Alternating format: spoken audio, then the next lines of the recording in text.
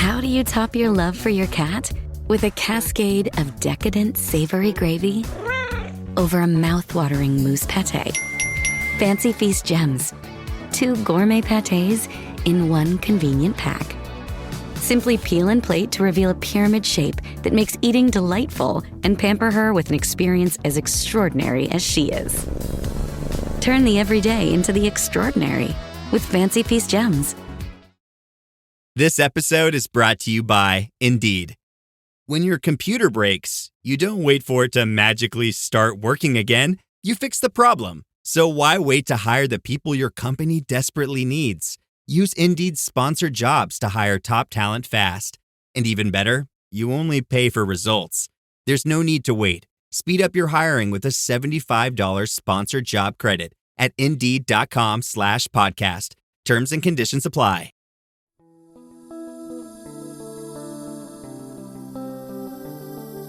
This is Doyle. You're listening to Spirit Talk Show, Bedtime Stories for Grown-Ups. Thank you for listening. We are continuing to read stories and tell stories that connect us. We have cool people on. They tell the narratives of their life. They tell us cool things that they do and the cool things that they offer. And we read some AI narratives and sometimes their original pieces. We like to have cool people on our show. And tonight we have Michelle DeFilippo.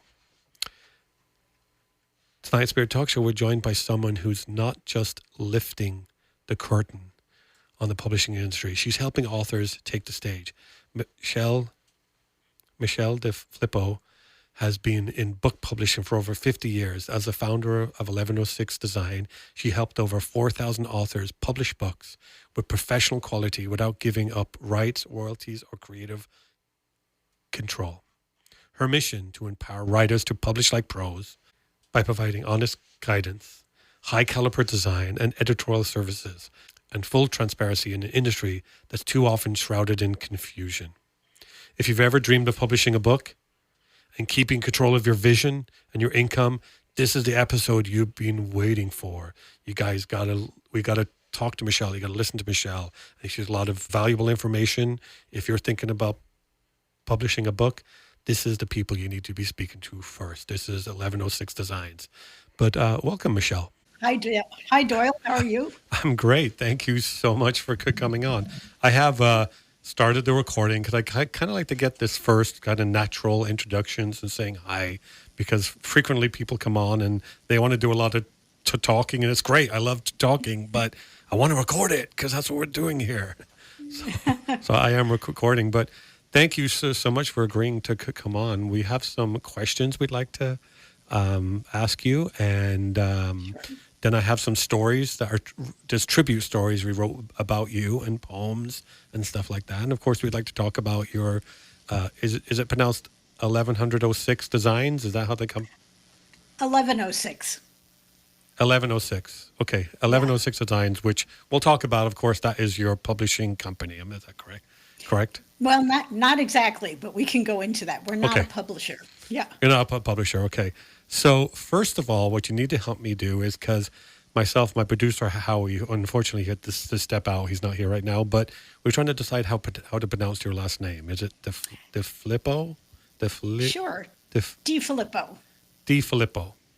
Mm-hmm. DeFilippo. Okay. Mm-hmm. So it's like a D, like THE, like DeFilippo. Correct. Great. And Michelle, of course. Great. Well, let's ask you some questions. Okay. It says you've worked in publishing since 1972. By the way, I was born in 1972. In your view, what has changed most? What has changed most? And what hasn't changed at all? Gosh, everything has changed since 1972, as you can imagine.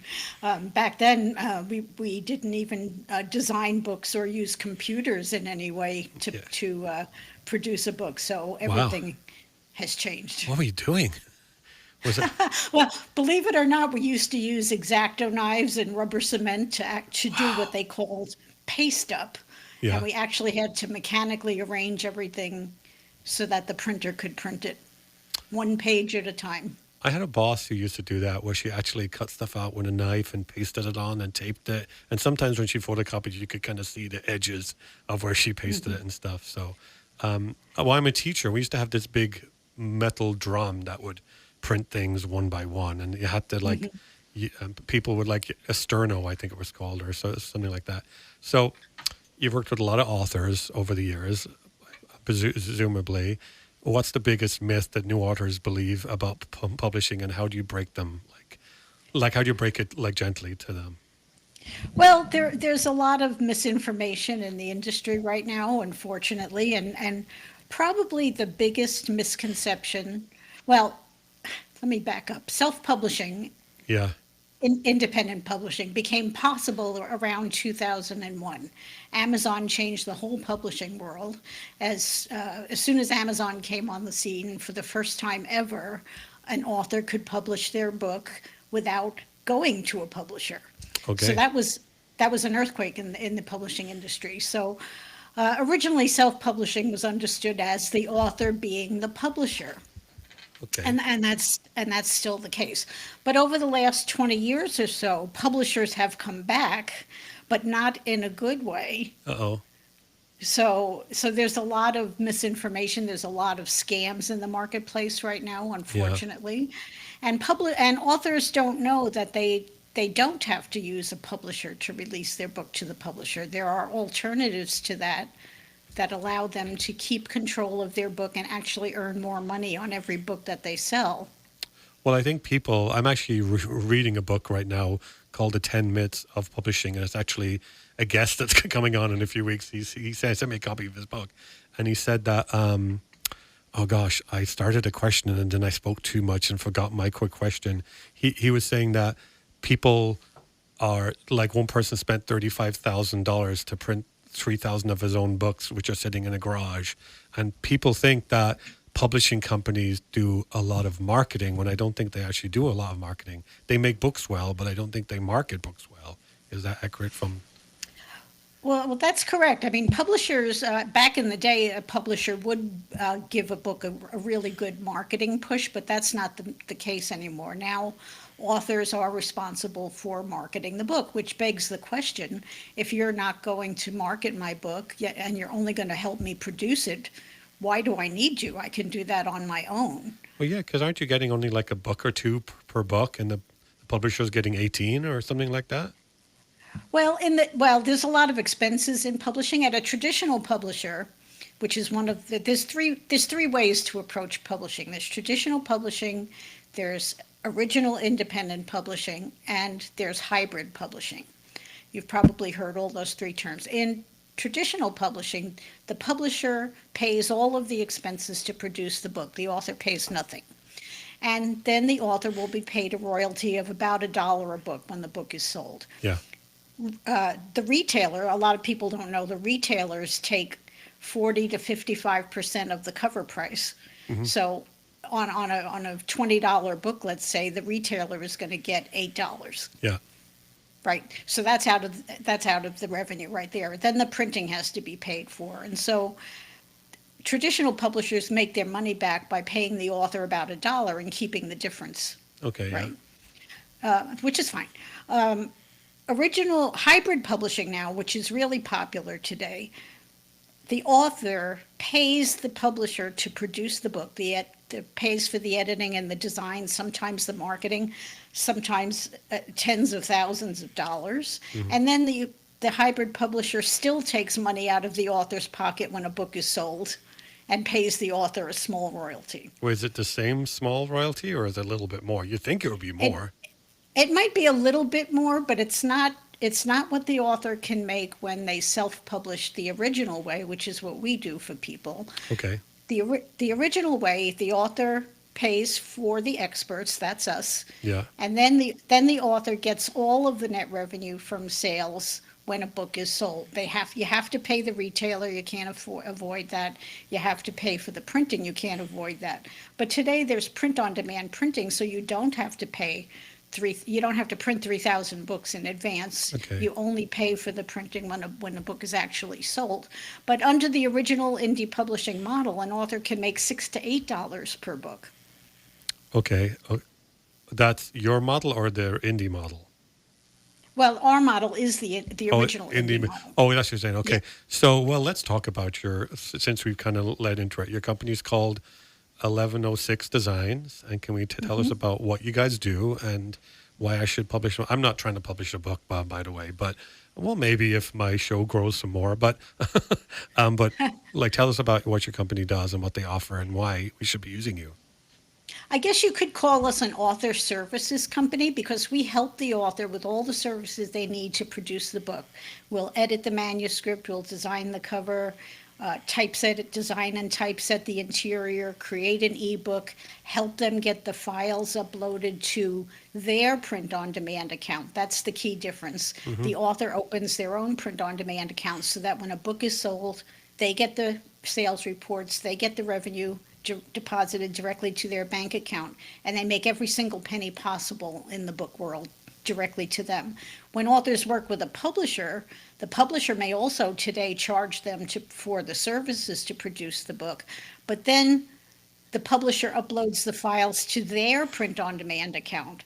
So they pay the author what they call a royalty, but it's usually much less than the full compensation that the author can make when they publish the original indie publishing way. So let me ask you, because I think a problem that a lot of people have, like with like publishing, is when someone brings you a book, do you tell them like, baby, no, it's just not of the caliber, or you just, if I'm paying you, are you helping me produce my book, regardless? Well, most every book can be fixed. We have over the years refused a few.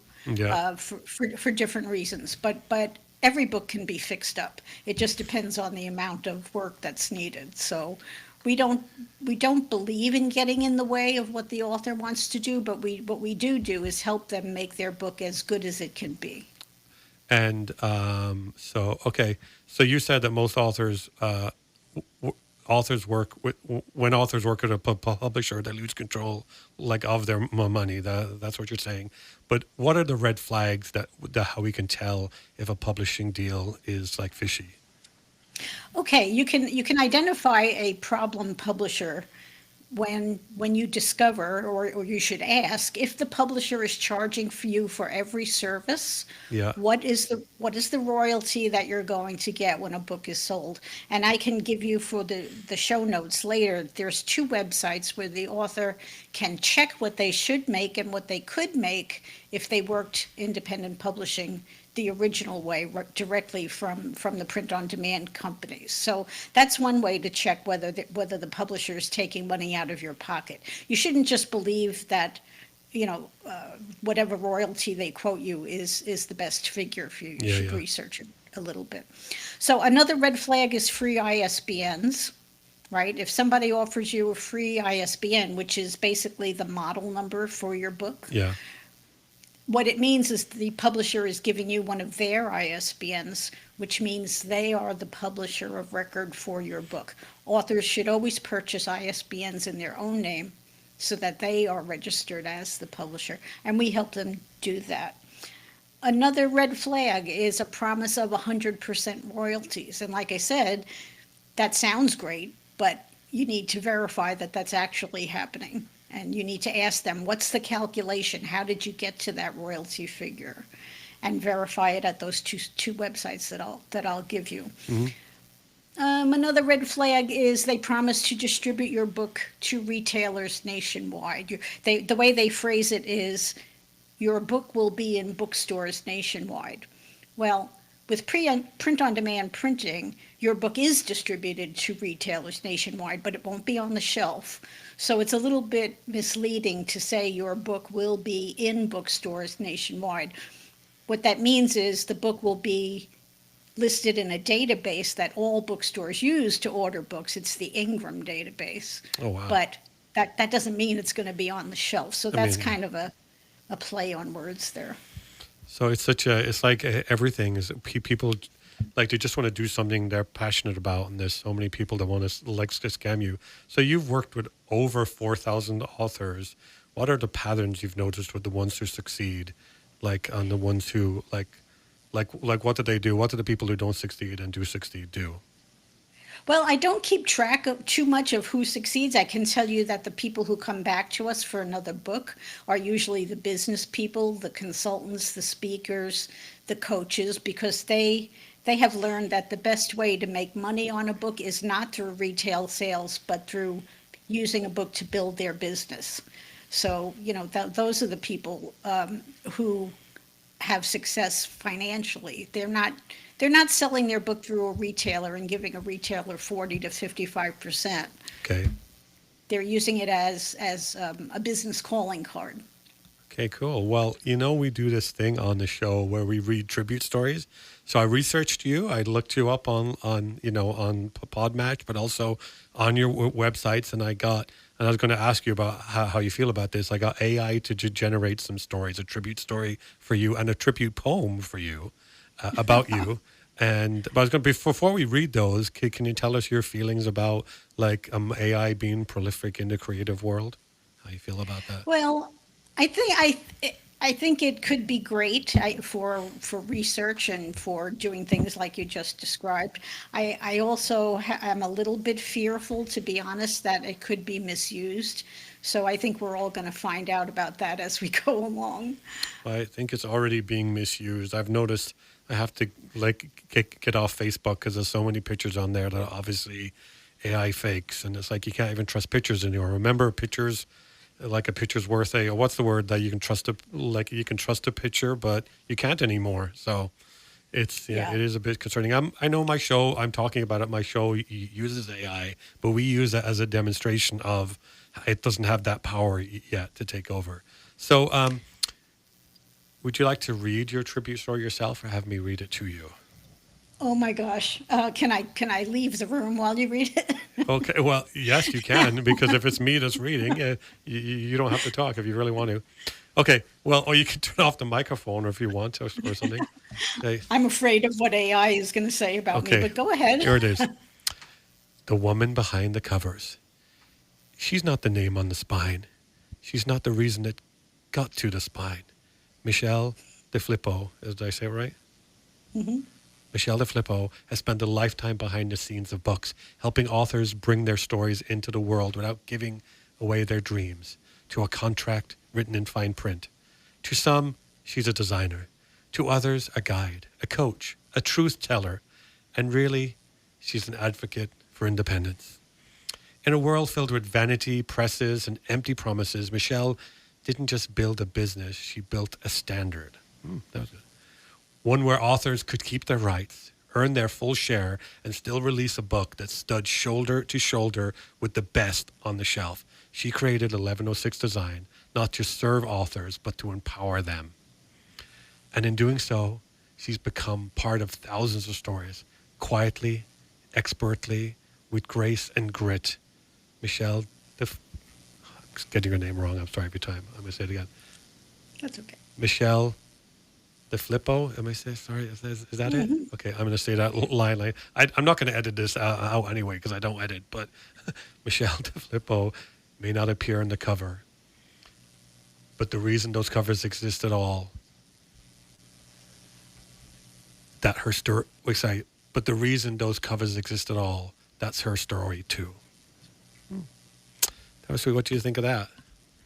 Well, I think that's actually pretty nice, thank you, but I can't take all the credit. I have a team that does a lot of the work for me. So, well, I mean, people always have a habit to credit the person. I've owned companies. I've started companies. It's your baby. It's your thing. You're the one that making the decision to have the right person in the role to do these things, right? Mm-hmm. So it is you, right? It is you. Okay. I mean, okay, you'll take it. Let's see. So, what makes a book cover sell a book? What are the common design mistakes that authors don't realize they're making? Dripping in gold? That's cool. Dripping in Velveeta's supremely creamy golden cheesiness? That's respect. Elevate your drip with Velveeta's range of outrageously delicious dips and dishes. Shells, cheese, melty blocks, and heat and eat queso that go all in on indulgence. Flex on your fam with a creamy, cheesy masterpiece and go all in on what you love with Velveeta. Respect the drip and satisfy your cravings. Bring home the drip with Velveeta.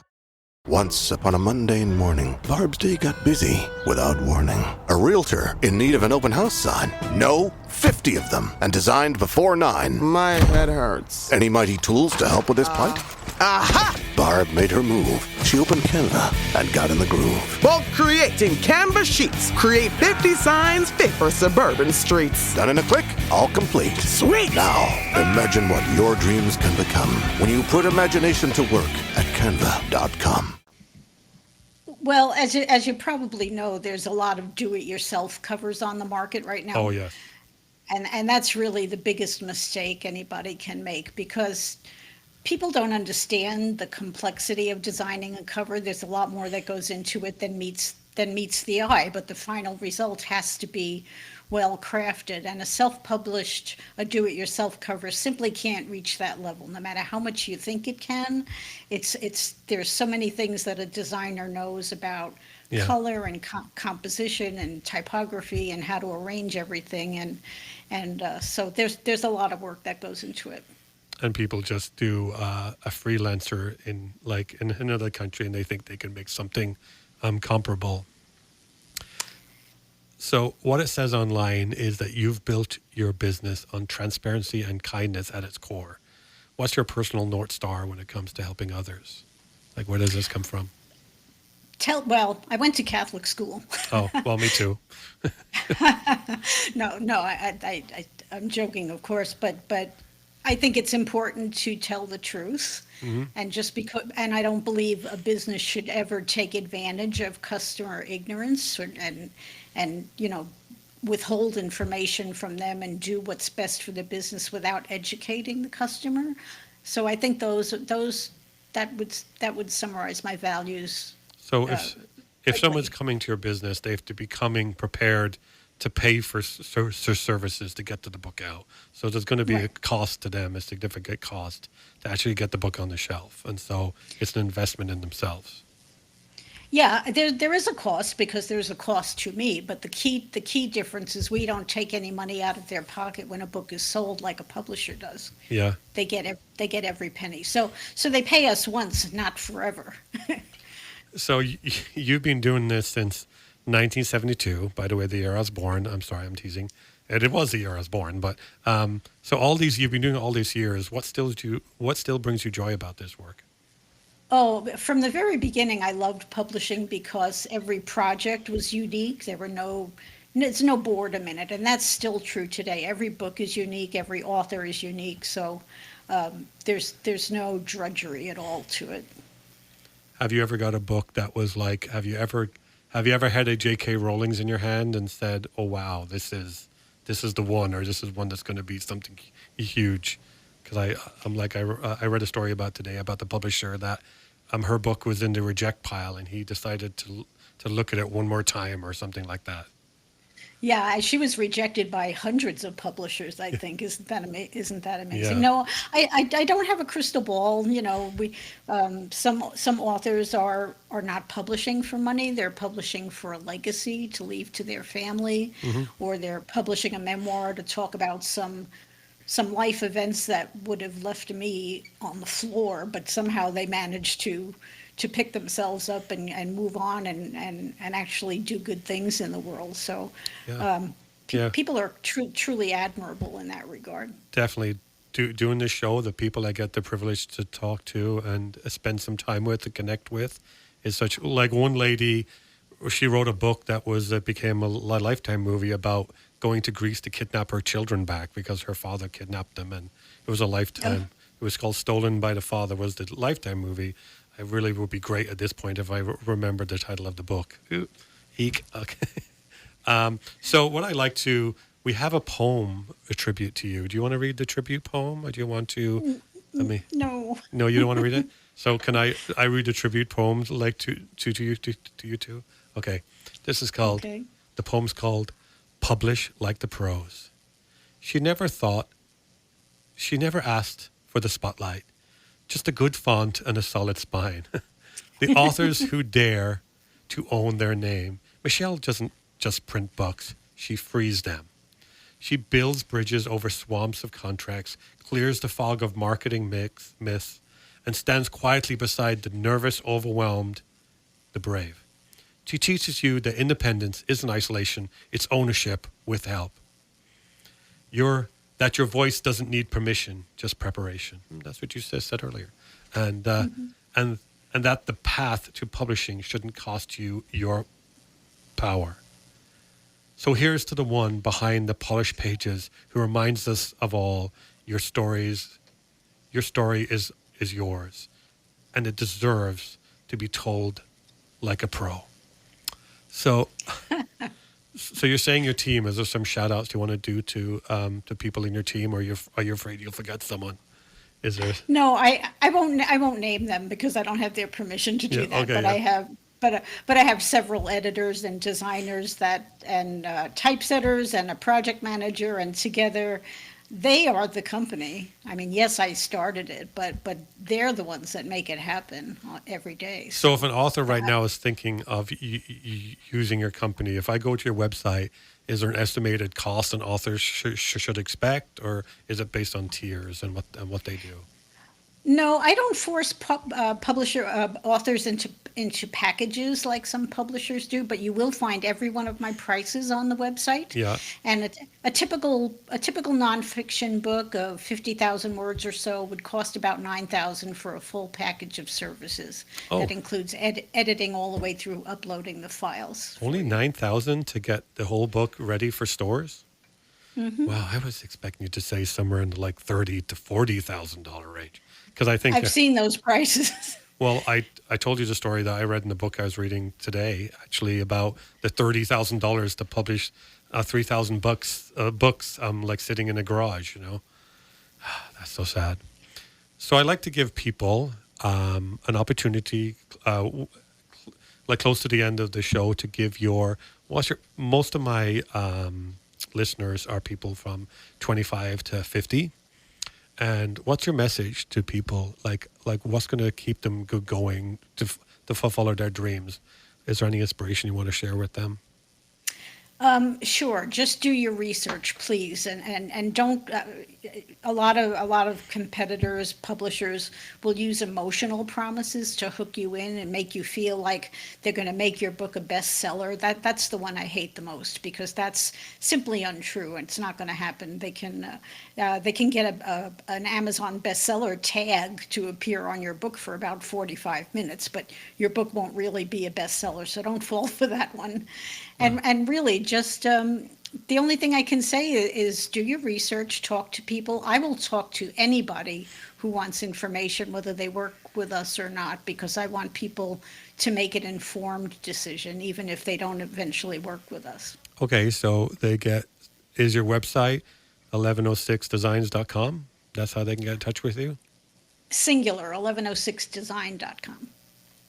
Oh, 1106design.com. Go to 1106 Yes. and talk to Michelle, and it's just there's a link there to say contact me, and it goes right to you. Wow, so this is a very valuable resources. I have a lot of authors on. They need to and some people are getting like regular publishing deals, and I think some people are self-published. And so what is the average sales a new author should expect with their book? Like, is it like 100 books, 1,000 books? Oh, that varies wildly. I don't ask my authors what they've done after the fact. Okay. I did have one author just this last week who told me he sold 30,000 books, and that would be on the very high end, I think. But he sold 30,000 books and helped 50,000 people find a job. Wow. By his count, yeah. So what is the genre that's really big right now? What is the one that people? Because I know an author, and he wrote a few sci-fi books in the 90s, and he back in the early 90s he said sci-fi is the one to get into right now. I don't know that I would give that advice because popularity of genres shifts really quickly. By the time you hear about a genre that's really popular, it's probably on the way down. So I wouldn't do that. I think what people should do is if you're writing a nonfiction book, identify someone's burning problem right? Find out something that bothers an awful lot of people and write the book to address that problem in your own unique way. Because people are always looking for advice and information. Novels are really difficult to sell, more difficult than nonfiction, because you just never know what people are going to like. And it's considered entertainment. It's not considered helpful. Yeah, I don't know. I think like I'm watching TV and I see some celebrity giving advice or some author giving advice, and I'm saying, why do you have more like credibility to give advice than anybody else? So I'm wondering with a nonfiction, it's just somebody telling me their opinion. It's not really advice from an expert. I guess it could be too, right? Experts also write books. Oh yeah, there's a lot of experts out there that are sharing what they know, and that's really good, because as individuals we can only reach so many people on a one-on-one basis, right? So a book has a potential to reach more people than we can possibly do. And people, is it more like electronic now, or is paper still big for people? Oh, paper and ebooks are still selling equally well. When ebooks came out, everybody predicted the demise of print books, but that didn't happen, right? Now audiobooks are also are selling really well too. Well, I know I was reading a paper book today, and I remember, because I've read my Kindle. I remember, and it's the first paper book I've written in a while, and I'm thinking, I really like this. I like this bending the page back. So maybe I need to get more actual paper books, because, I'm traveling. I want to have 100 books, so my Kindle has 100 books. So that's why I think the Kindle, I don't want to carry a suitcase full of books, right? But so the Kindle is good, but a paper book is really nice too. Well, if it's designed correctly, a paper book is beautiful and it's attractive to read and it draws you in. Kindle books by their nature have to be generic so that they can resize to whatever screen you're reading it on, right? Well, I read so fast. Like I read this book today. I pretty much read the whole book today, and it's a full book, and it's just because I just fly through it. So I need it to be designed in a way that I can go through quickly too. That's why the Kindle helps me, because I can go I'm going through. So wow, this is exciting. So how long is the process of if I came to you and I have my book and it's just an idea? Do I come to you with my manuscript, like it's totally written, or do I just have an idea? Do I come to you? Well, if you haven't written your book yet, I can certainly recommend people who can help you do that. But mostly, we start our process when the manuscript is as complete as you know how to make it and as good as you know how to make it. Yeah. Then we'll get the editors and the designers involved to polish it into a marketable product. Okay. And how long would that process take? Typically, 4 months is a good span of time to plan on. So for me, which is a lot shorter. For me, handing you my manuscript to ready to put on shelves is 4 months. Yeah, typically depends on the length and complexity of the book.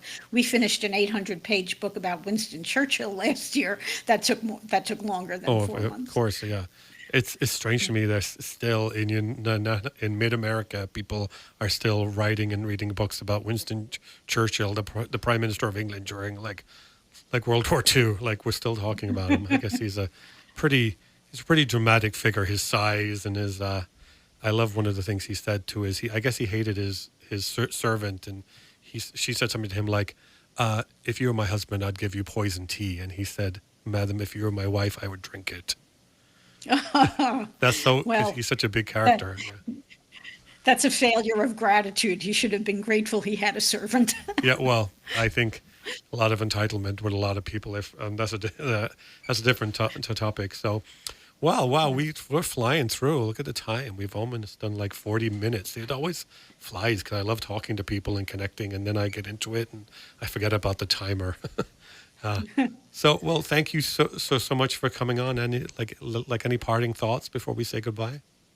No, thank you so much for having me. I was hoping when I read your profile on Podmatch that some of your readers would be interested in writing stories if they love listening to them. So that's why I made contact.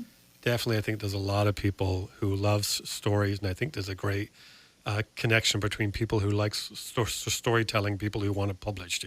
I did have those aspirations in the past. I think I've I like the idea of it. I think I got disillusioned with the whole publishing world and the film making world, but I liked this. My creative spark is being fulfilled by this. But thank you so much. I will, of course, let everybody know how to get in touch with you. And thank you. What you do, I think, is a valuable service. I think like more people need to know about it. We need to get the word out, because I think there's a lot of publishers getting hurt. It really breaks my heart that people who have something of a passion project that they put their heart into, and people are using that to manipulate them and hurt them. Yeah, me too. That's really, and I'm glad that you're stepping up to, like No Sign, you're going to do this for the next 20 years? Like No Sign. I'm going to keep going as long as I can. I love this job. Wow, that's great. And it's your business, right? Yes. Okay, very, very cool. Well, Michelle, thank you so much for coming on. This was exciting, and we'll get it out there so people can hear about you. Thank you, Doyle. Okay, well, thank you so much for listening. If you guys would like to get involved, go to spirittalkshow.com. You can hear all the information there and listen and learn things about Michelle here and all her services. And thank you, and have a good night. We'll say good night, Michelle. Good night. Okay, thank you. Thanks for spending time with us. Now go make a story worth telling.